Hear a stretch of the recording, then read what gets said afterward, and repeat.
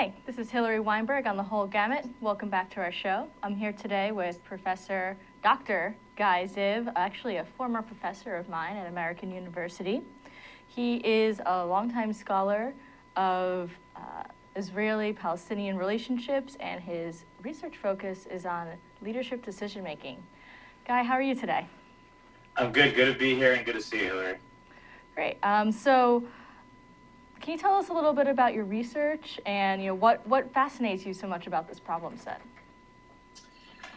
Well, I have always been interested in leadership and the personalities of leaders and how that might affect foreign policy decision-making. Mm-hmm. And in political science, there's a tendency to downplay the role of leaders. Political scientists tend to focus on structures and processes, but much less so on leaders. Historians, of course, will talk about leaders, but in order to make their studies more rigorous and generalizable and replicable, many political scientists simply avoid talking about leaders altogether. And so I really think that in order to fully understand and appreciate why a state does what it does, you need to look at who's behind the decision making, and that is typically a leader. There's a face to that, and leaders are important, and my research tries to emphasize their important role in decision making. In particular, I look at foreign policy change. Okay, so not to get so wonky so quickly, but so would you consider yourself constructionist, or? I don't. I mean, I don't think I really fall in any one of those categories that I might have taught you back when you took world politics or U.S. foreign policy, or whatever it was you took from me. But I do look at approaches other than just realism. The kind of traditional mainstream neorealism. So the way we like to talk about this, those of us who study leadership, is to look at it through the kind of prism of levels of analysis. And I know this is going to sound very wonky, but the individual level of analysis as opposed to the domestic political level or the systemic level really does focus on that human agency. Yeah, so, and as in American politics, which is full of personalities, I mean, you have Clinton, you have Bush 1, you have Bush 2, you have Obama. I mean, just the past few years of people's personalities really make an effect on what happens in domestic policy. But in foreign policy, when you're talking about Israel, Israel is also full of really strong personalities, historically and present day. That's absolutely right. And so I think if you really want to understand why a decision is made, look at the decision maker himself or herself to better understand it. You mentioned in the United States, we have a lot of personalities in politics, and just take a look at George W. Bush, for example, who made the decision, a very controversial decision, to go to war in Iraq. Would that have been a decision that another figure would have made, given the same circumstances? We don't know for sure because that's a counterfactual question, but there is a high probability that had Gore been president, for example, he would not have gone. He would have chosen not to go to war in Iraq because he viewed the situation very differently. So basically, in my research, I try to show that you can have two leaders who look at the same circumstances, the same events, but they read it very differently. They interpret it very differently. So we're talking about Israel today specifically, and this is the focus of your research, correct? That's right. So what's something, you have this new book that just came out, How Hawks Become Doves. Can you explain why, that's a great title, why did you choose that title? So I use that title because it's, the terms hawk and dove have been widely used in Israel ever since the 1967 war, also known as the Six-Day War, which resulted in Israel's occupation of the West Bank and Gaza Strip and East Jerusalem, which Israel immediately annexed. And so I try to look at this phenomenon, which is very much in Israel, and it's been around for many years, and it's a phenomenon in which you have all these very hawkish, in other words, hardline leaders, who who have become doves, who have become much more dovish, much more soft line, if you will, on the Palestinian issue, on that specific issue. And so I was interested in the puzzle. Why is this the case? Why are we seeing so many leaders, individuals who had a long career of making very hawkish statements on the Israeli-Palestinian conflict, who deeply distrust the Palestinian leadership, who initially don't want to support territorial compromise? Why is it that time and again we're seeing one leader after another, once they become prime minister, switch positions and endorse and embrace Palestinian statehood, with some exceptions, of course? So why have you found that? Well, I found that the puzzle lies in political psychology and cognitive psychology. That most of us are what cognitive psychologists would call consistency seekers, meaning that we are very reluctant to change our core beliefs. Mm-hmm. We have strong opinions on various issues, and we're reluctant to change it. So when we come across information from the environment that supports our beliefs, we embrace it, we highlight it, we emphasize it, and it simply reinforces our beliefs. But when we come across information that contradicts our belief, then we tend to downplay it, we forget about it, we dismiss it.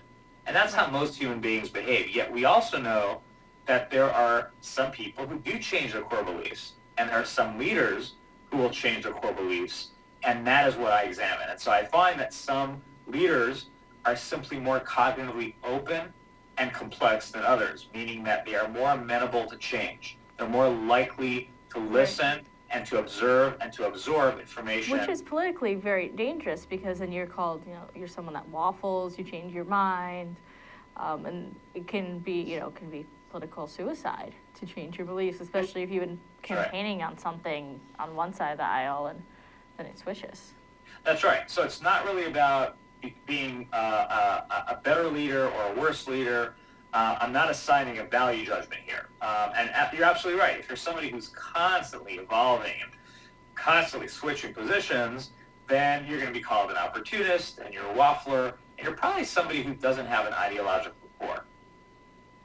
So, and it's interesting that you choose to study that on Israeli relations, because something American Jews historically have really struggled with is a lot of them are, and this is to quote a podcast I was listening to earlier, ACLU loving, except for the issue of Israel, where they are quite hawkish and very much, will cover their eyes and say, oh, well, Israel needs to make the decisions they need to make. Versus, the general trend of American Jews being quite liberal, being quite human rights oriented. What do you think about that and how that really changes? So it's interesting, because I used to be part of that community. I mean, I'm still part of the Jewish community, but I used to work for an organization before you knew me, before I went into academia.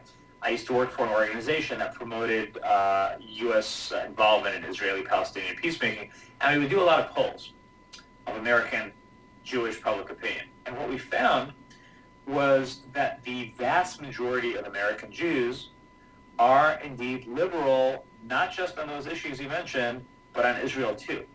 So the ones who you say are more perhaps sensitive or hawkish or hardline when it comes to Israel, they tend to be in the leadership ranks of some of the organizations, such as AIPAC, for example. Mm-hmm. They're not necessarily representative of the average American Jew, who is liberal across the board, including on Israel.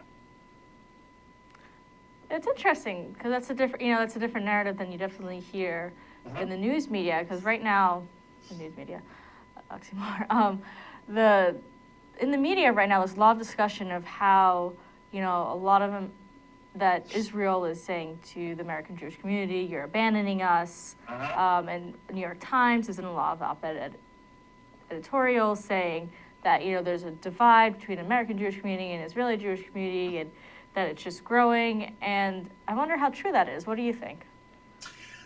Well, I mean, this gets us into one of the issues you wanted to talk to me about today on the Iranian nuclear deal, where you really saw a divide, and we still are seeing a divide in the community, in the American Jewish community, on this topic, which pit President Obama against Prime Minister Netanyahu of Israel. Mm-hmm. There is a divide on this issue, no question about it, and we saw that reflected in the lobbying for and against the deal. So you had AIPAC, which took the lead in lobbying against the deal, as you know, but you also had J Street, which lobbied in favor of the deal. And sorry, can you define J Street for our listeners? Sure. Yeah. So AIPAC, I'll define first, just because AIPAC's been around a lot longer. AIPAC is the American Israel Public Affairs Committee.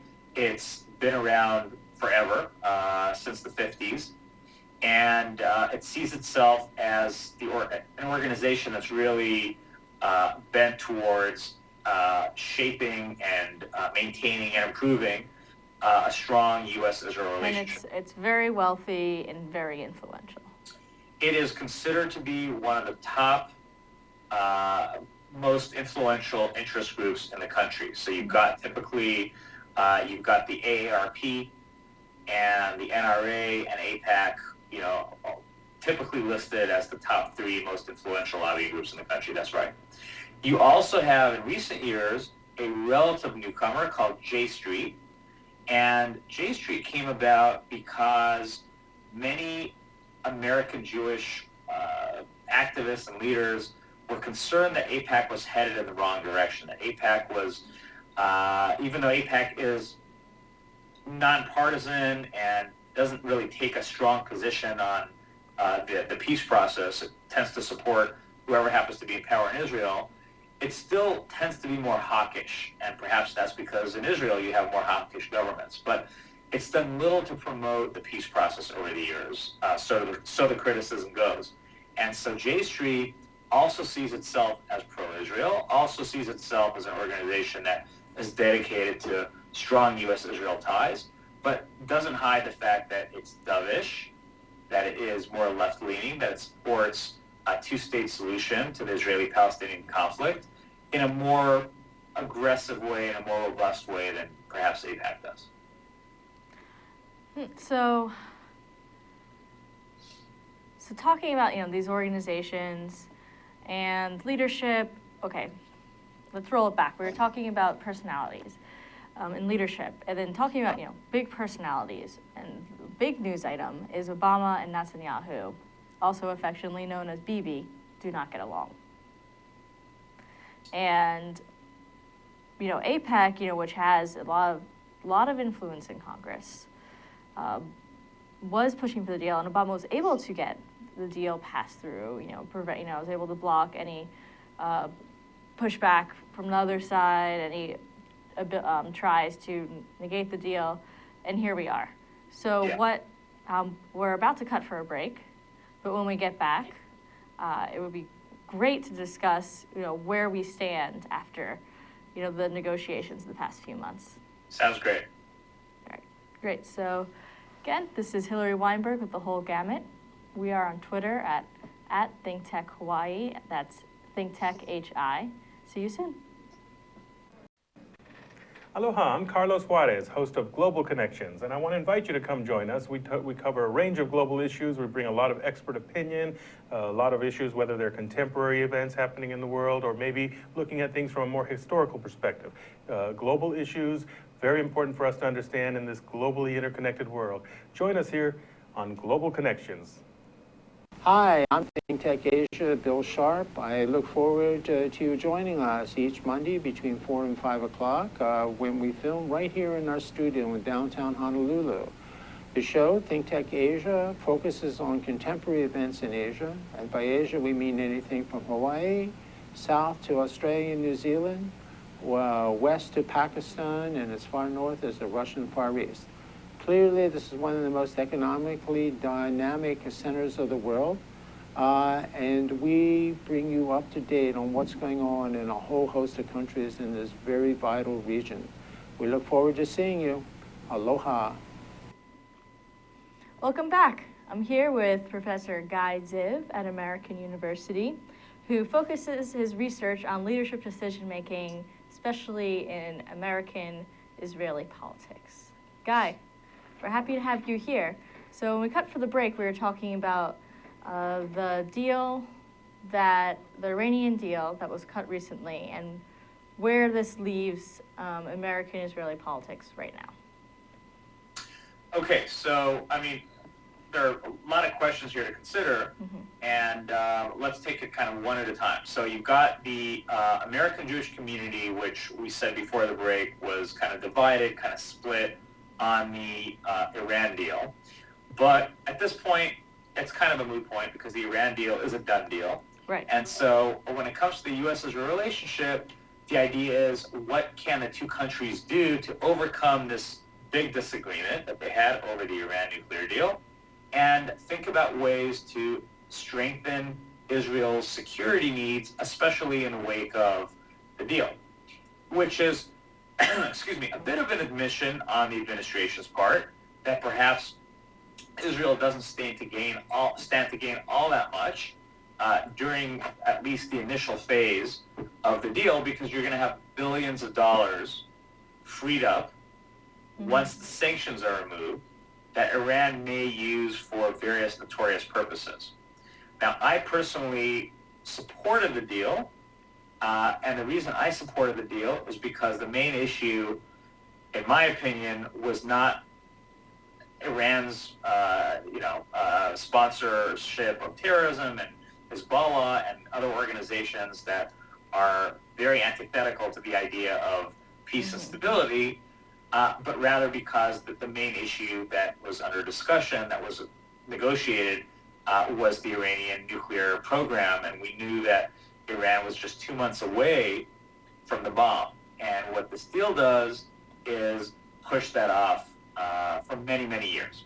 And it may not be permanent, it may not be maybe a temporary fix, but I'll tell you, a 10 to 15 year of a temporary fix is a big deal when it comes to this kind of program. So it really sets back the program. And the question now is, once Netanyahu and Obama meet, and they're going to meet in November, what kind of security package can the United States offer Israel in the meantime? Yeah, I mean, and I personally support the deal just because if something hasn't been working for decades, then, what's the definition of insanity? Doing it over and over again. Clearly hasn't been working. Clearly Iran has continued to become more and more radical, hasn't given up on developing a bomb. Here we are. Okay, so now this deal is passed. Where the relations sit. So, That's right. over the past few decades, not only we've had this embargo on Iran, Israel has remained the one country in the region that is considered democratic and Western.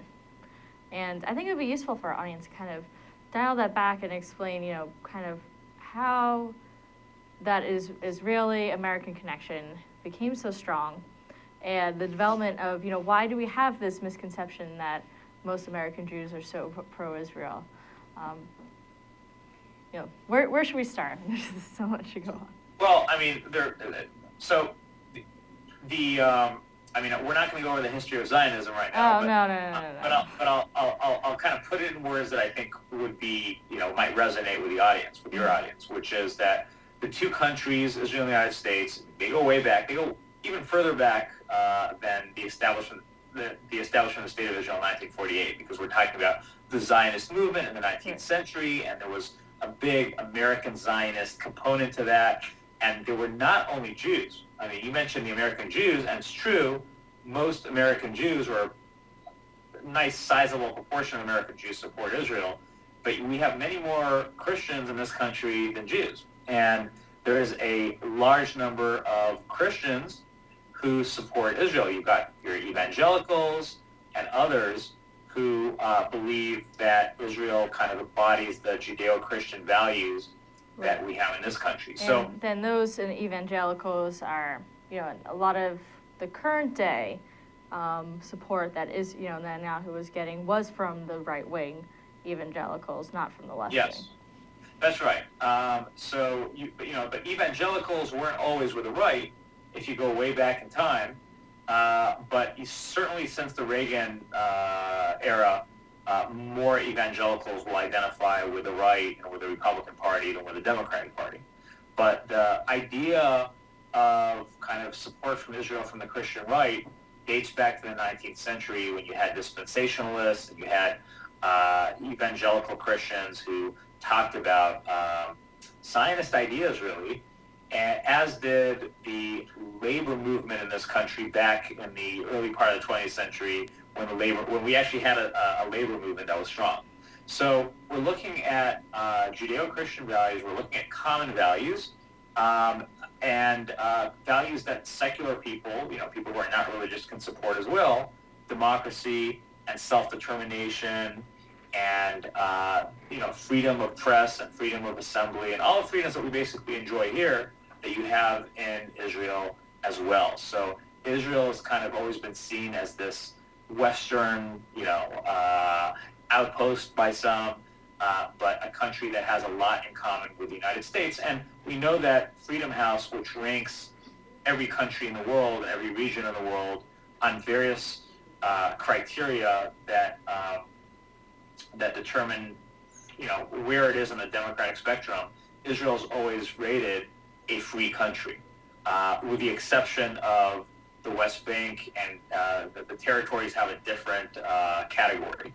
But Israel proper, Israel within the Green Line, is rated as a free country, and it's the only country in the Middle East that's rated, that's ranked and rated as a democracy. Right, and it has remained stable throughout the Arab Spring, throughout the turmoil surrounding it, and it has for decades. I mean, yes, the Arab Spring created turmoil, but before that, all the revolutions and wars and attempts to take over Israel, it has stood strong. So this is a longtime ally of the United States, and we've for a long time had parallel ideals. But there is tension. So can we discuss the tension a little bit between the two countries? Yeah. So a lot of the tension is personal. I think you mentioned that before the break, actually, that you mentioned that Prime Minister Netanyahu and President Obama don't exactly get along. We know that there's been some bad blood between them.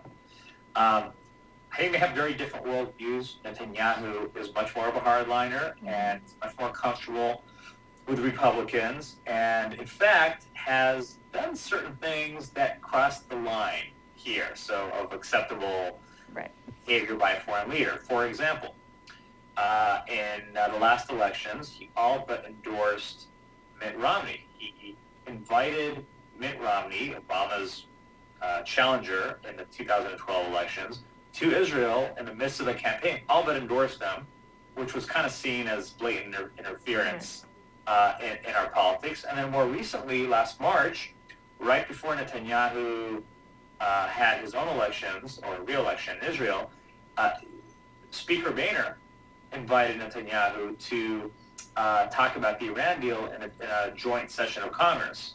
And that also was seen as kind of a interference in our political system. So we're seeing bad blood between the two leaders. They disagreed also over the issue of settlements and the peace process, the direction in which the peace process was taking. So from day one, I would say the two leaders did not hit it off. They have not gotten along.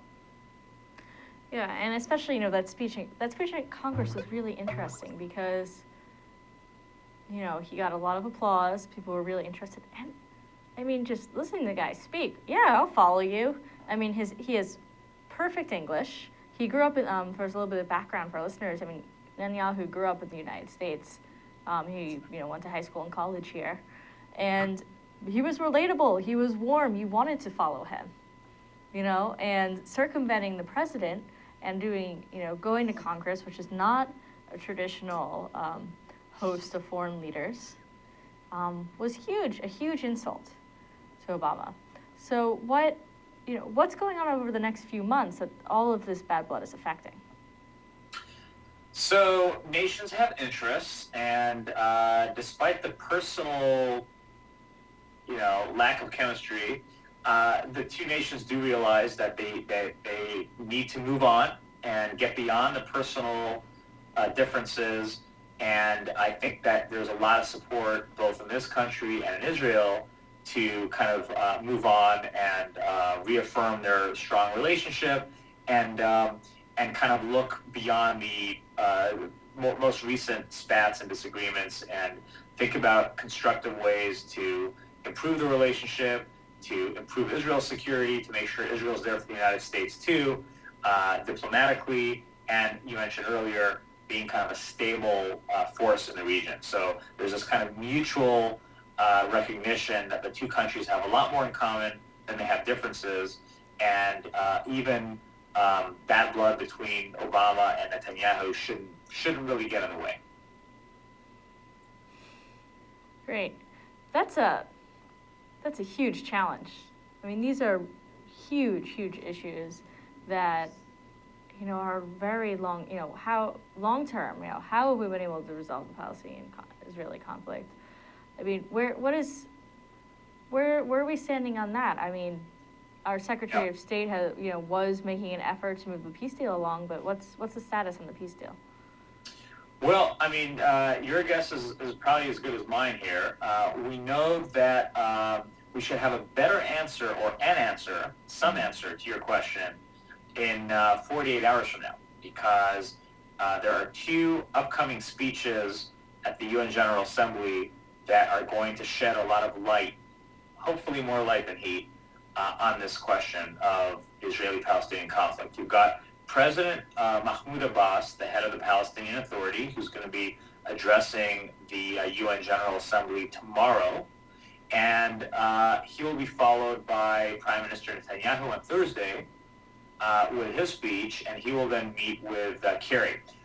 Based on reports that I've read online, and anybody can read these reports, it doesn't look like there's any room for optimism, because typically what we've seen with these speeches is leaders who are really speaking, they're really addressing their own populations at home. They're really trying to showcase their leadership and their strength and kind of making points that will resonate more at home than with their intended audience, which is unfortunate, and that's pretty much what we've seen year after year.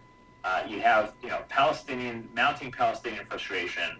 For the first time in years, in many, many years, we're seeing polling now that's showing a majority of Palestinians no longer supporting a two-state solution to the conflict. Up until recently, the majority on both sides supported a two-state solution, and now you have a majority of Palestinians who are against that, who don't want to see a two-state solution, and certainly don't believe that one is in the works regardless.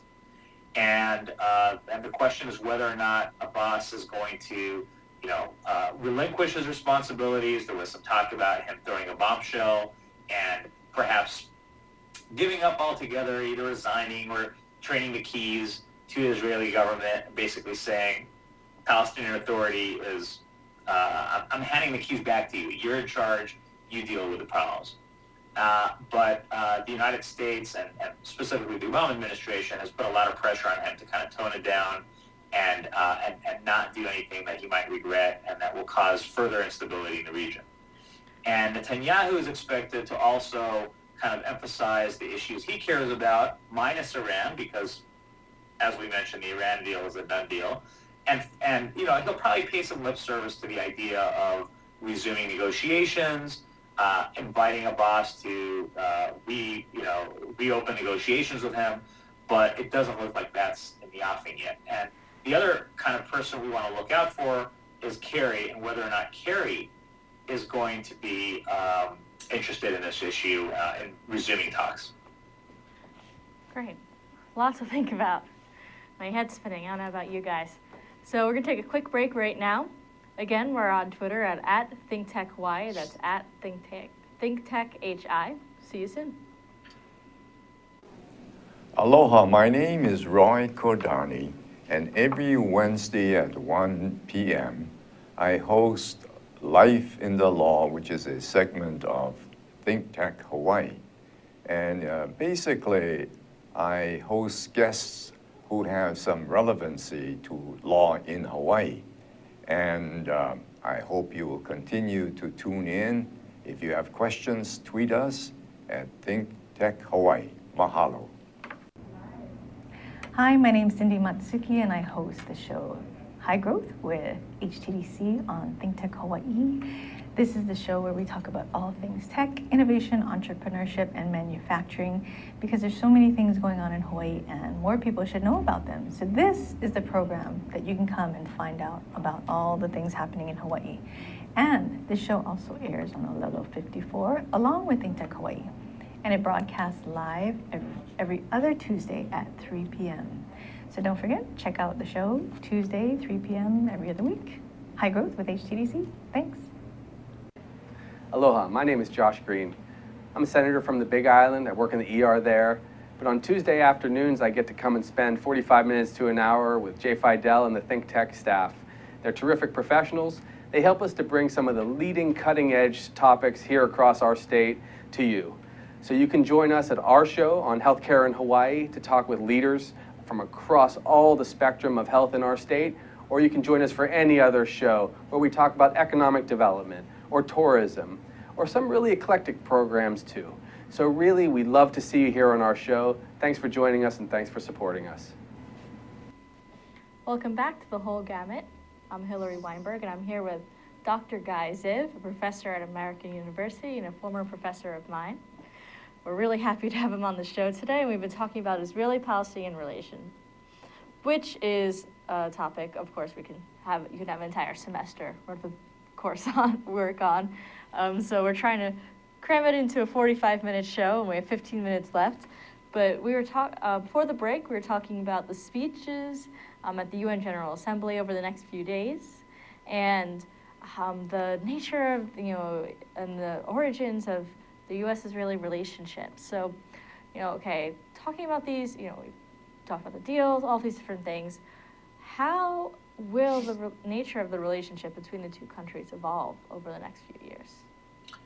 So, in the past, there have been numerous crises over the years in the relationship. A lot of people who focus on the Obama-Netanyahu, the bad blood between those two leaders, as we did earlier, tend to forget that there have been other crises over the years. There was Ford's reassessment, there was tension during the Eisenhower administration, a lot of tension with the Carter administration, even with Reagan, who was seen as a strong friend and supporter of Israel, widespread disagreement over the sale of AWACS just to the Saudis. Bush Sr.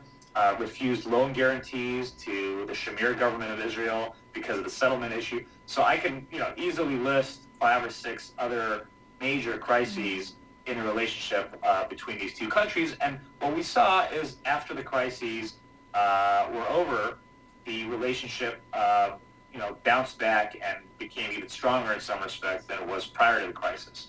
My one concern here is that one of the pillars of the U.S.-Israel relationship is the strong bipartisanship.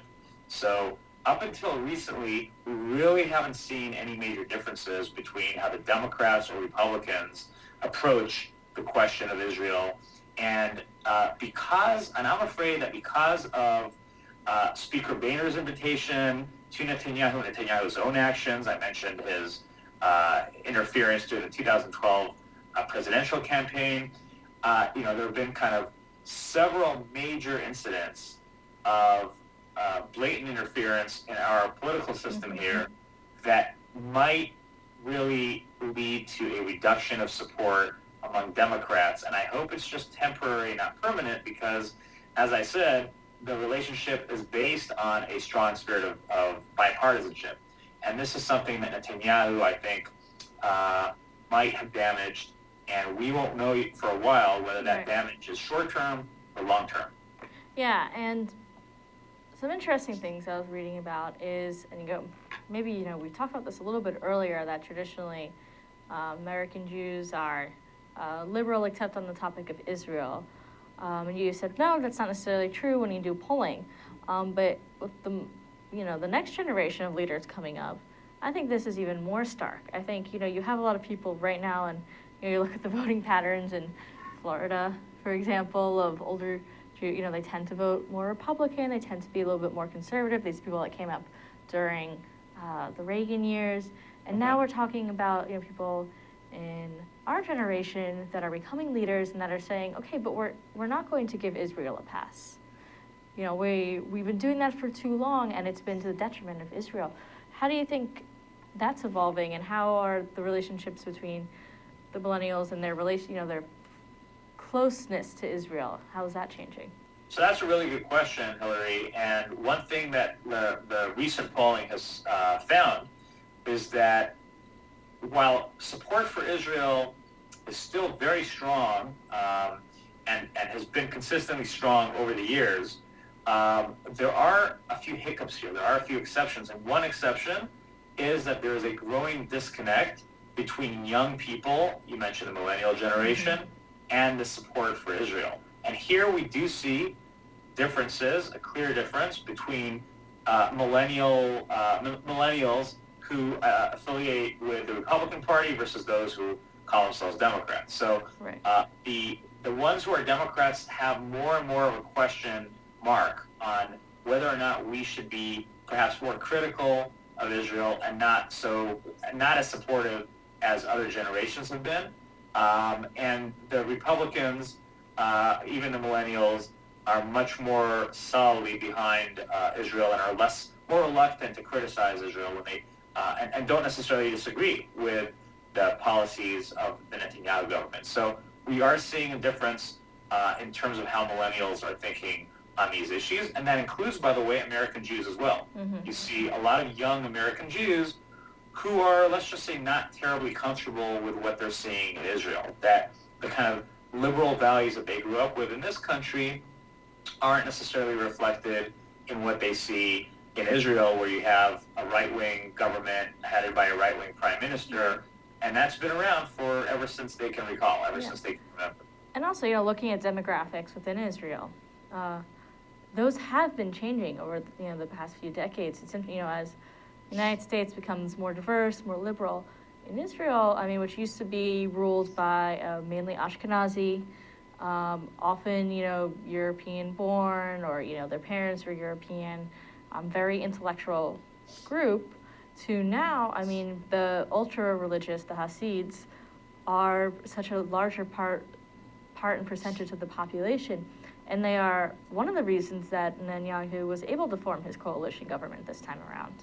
So how are demographics within Israel changing and developing? Well, as you point out, Israel is a much more diversified place today than it was in the past, which in many ways is good. We're talking about a mosaic of cultures and languages and food, and you really a tremendous amount of diversity. You hear different languages if you're walking on a promenade in Tel Aviv. I always like walking there because I hear it's not just beautiful, but I always hear at least maybe half a dozen languages, maybe more, in a quick stroll there. And in that respect, in that regard, Israel and the United States have that in common as well. The idea that both countries are countries of immigrants, they're nations of immigrants, and there is diversity that both of them cherish. Right. But with that diversity, you also have immigrants who tend to be the more recent immigrants, some of whom come from France, a lot of them have come from Russia in the last couple decades. They tend to be a lot more hawkish and a lot more skeptical about peacemaking with the Palestinians, about Iran, about a whole gamut of foreign policy and national security issues. And that's moved Israel a little bit more to the right over the years. So we are seeing more of that. It's not just the ultra-Orthodox that you alluded to, it's immigrants from those countries. The ultra-Orthodox are, for the most part, not immigrants, but they do have a high birth rate, which is why you're seeing more of them now than you did in the past. Right. They have a high birth rate, and they tend to be more inward looking. That's right. Community-wise, within their own community. And this is seen, within American Jewish communities as well. The Hasids do not, in general, associate with other American Jewish communities. And they are very inward-looking. They have their own set of rules. They oftentimes speak Yiddish or Hebrew. They're separate. Even within the United States, this has caused a huge division because, Reform and conservative and less religious Orthodox Jews are becoming less and less, while Hasidic communities continue to grow. And that's a whole different discussion about spirituality and how the traditions have evolved. But, And not just that, but let me just add that that's raised a whole new set of problems and concerns in Israel that have less to do with foreign policy and national security and kind of the issues that you and I have talked about today, and a lot more to do with socioeconomic issues, because a lot of them are poor and they get government subsidies. Most of them don't serve in the army, so there's a lot of resentment. This is talking about how Hasidics are poor and receive subsidies and don't serve in the army. That's right. And as we know, Israeli citizens are compelled to serve in the army, except if they say they have religious reasons why they cannot. Mm-hmm. So then if you have a larger, it's not like the United States where 1% of the population protects 99%.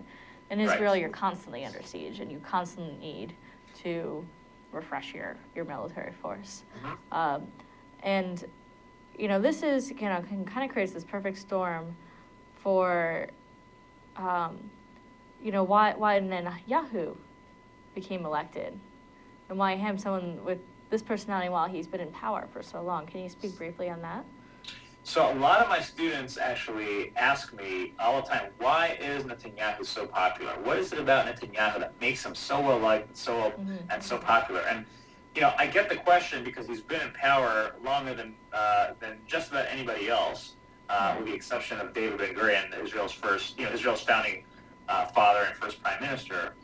And a lot of people think, is the Israelis see him in the way that we saw, or previous generations of Americans saw, say, FDR, who was, reelected to a fourth term. And the answer is, he's actually not very popular, and he actually never was all that popular. If you look at polling, he is consistently around that 40% mark, which is really not, we're talking about a majority of Israelis who don't see him favorably and who don't support him and who wouldn't vote for him. You got about 25% of the vote, so we're talking about a small... Right. Well, that's what happens with coalition governments. And that's exactly right. And so, we're dealing with coalition politics, and we're also dealing with, you mentioned Israel's under siege. Well, Israel is the strongest country in the region. It's a regional superpower. But a lot of Israelis, despite their strength, feel that it's vulnerable and that they want somebody at the helm who's strong and who has experience. And so a lot of Netanyahu's opponents over the years have been less experienced and also less charismatic. They tend to be dry and colorless, and they lack military experience. And that does not bode well for challenging somebody in a country that does see itself as vulnerable and under siege. And I think that really helps to explain his longevity. That and the fact that he happens to be a brilliant politician. He's a very good politician. Oh, yeah. I mean, when I saw his speech, I was like, Netanyahu, I will follow you to the ends of the earth. I mean, he was just like eloquent, and this is in English. He was eloquent and strong and persistent, and he wasn't extreme sounding. He just was logical. He was someone that you would invite over for dinner and would have a conversation, would convince you to move to the other side. And it's funny that you say that, because shortly after his speech, we heard some of the same reactions from some of the Republican members of Congress who half-jokingly said, I wish he were, running here for president. I would support him. Oh, yeah. I mean, you look at, how do I say this politically? If you look at some of the candidates we have now, you wish for someone that is that centered and calming, and it doesn't seem all over the place. Unfortunately, we're going to have to start closing out on that note. One last question. Again, Dr. Ziv has recently published a book. Do you have any other resources that you use in your study of, Israeli politics? Anything you'd recommend to our listeners? Well, feel free to check out my book, obviously, and thank you for the plug. I write a lot about leadership, and my current research focuses on the discrepancy between Netanyahu and the Israeli security community. There's this notion that Netanyahu likes to see himself as Mr. Security, but there's a big discrepancy between his positions and the security community, which isn't comfortable with the status quo. And that's what I'm going to be writing about in the coming year. Great. And we're looking forward to reading some of it. And thank you so much for coming on our show, Dr. Ziv, and rushing home from class to join us. It's evening, and hopefully it's starting to become fall in Washington. So rushing home and getting here to talk with us, and we hope to have you again soon. My pleasure, and thanks for having me. Good seeing you. All right, great seeing you. Have a great day. Again, this is Hillary Weinberg with The Whole Gamut. Have a great day.